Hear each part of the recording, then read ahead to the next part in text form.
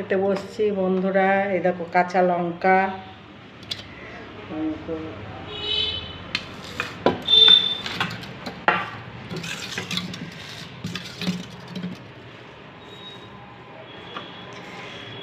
তোমরা খাবে বলেছিলাম, আমার সাথে নেবে, এসো আমার সাথে খেতে চলে এসো।